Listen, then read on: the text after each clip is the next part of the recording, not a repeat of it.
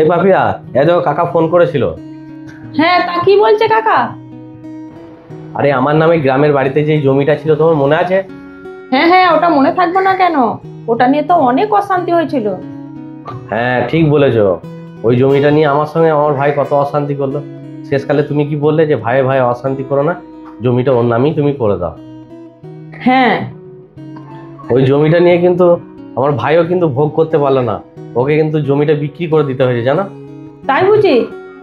শুধু তাই নয়, বাড়িটা শুধু বিক্রি করতে হয়েছে, যে ভাড়া ঘরে গিয়ে উঠেছে জানো। এটা তো হওয়ারই ছিল। কথাটা শুনতে খারাপ লাগলো, এটাই বাস্তব। কেউরির কাছ থেকে যদি কোনো জিনিস জোর করে নেয়, সে কিন্তু তো শান্তিতে ভোগ করতে পারবে না। সেটাই আমি দেখছি, যে দেখো তুমি আমাকে তখন বলেছিলে যে ভাই ভাই অশান্তি করো না, ওটা যখন ও চাইছে তুমি দিয়ে দাও। তা সত্যি তোমার কথা আমি শুনে ওটা ওকে দিয়ে দিলাম। আজকে দেখো, বলতে নাই ঠাকুরের কৃপায় আমার দেখো বাড়ি ঘর, ছেলেদের জন্য সমস্ত কিছু আমি আজকে কিন্তু করতে পেরেছি ওখান থেকে এসে। দেখো, অসৎ পথে কিন্তু কিছু হয় না। তোমার ভাই জোর করে নিয়েছিল আজকে বাড়ি ঘর ভিটে ছাড়া, আর তুমি সৎ পথে সৎ মনোভাবে ওকে দিয়ে দিয়েছিলে। আজকে তোমার কাছে বাড়ি ঘর জমি সব কিছু হয়েছে, তোমার কিসের কমতি আছে? এবার তোমার সৎ পথে করতে কিন্তু তোমার একটু দেরি হবে, কিন্তু তোমার হবে।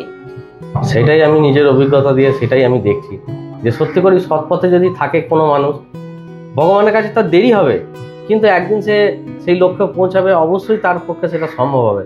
সেটা কিন্তু আমি আমার নিজের অভিজ্ঞতা দিয়ে দেখতে পাচ্ছি।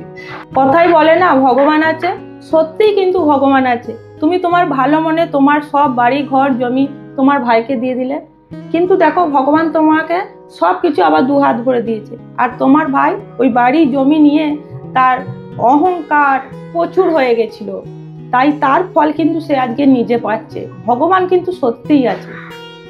হ্যাঁ তুমি একদম ঠিক কথা বলেছো। দেখো, সৎ পথে যদি চলো না, ভগবান সব সময় তোমার পাশে থাকবে। তোমার হয়তো করতে দেরি হবে, কিন্তু ভগবান তোমার পাশে থাকবে। আর অসৎ পথে থাকলে তুমি দুদিনের জন্য রাজা হবে, 3 দিনের দিন কিন্তু তুমি ফকির হবে। সেই জন্যই সৎ পথে থাকা সব মানুষেরই দরকার। হ্যাঁ একদম ঠিক কথাই তুমি বলেছো। দেখো, একটা ভাই কিন্তু একটা ভাইয়ের পাশেই থাকে। তুমি তোমার কর্তব্য করেছো, কিন্তু তোমার ভাই কিন্তু সেই কর্তব্য করেনি, তাই তার ফল পেয়ে গেছে। আর সব সময় সৎ পথে থাকবে। সৎ পথে থাকলে তোমার কষ্ট হোক, কিন্তু তোমার সঙ্গে স্বয়ং ঈশ্বর থাকবে। তুমি ঠিক কথা বলেছো একদম। তবে নিজের ভাই তো খারাপও লাগছে, যদিও আমার কাছে আসে, যদি সাহায্য চায়, আমার যেটুকু সামর্থ্য আমি আমার ভাইকে আবার সাহায্য করবো। ও যা করা ওর কর্তব্য ও করুক, আমার কর্তব্য কিন্তু আমিই করবো। একদম, সে খারাপ ব্যবহার করেছে বলে তুমি কেন খারাপ ব্যবহার করবে? তুমি তোমার ভালো ব্যবহারটাই করবে, আমি এটাই তোমাকে বলবো।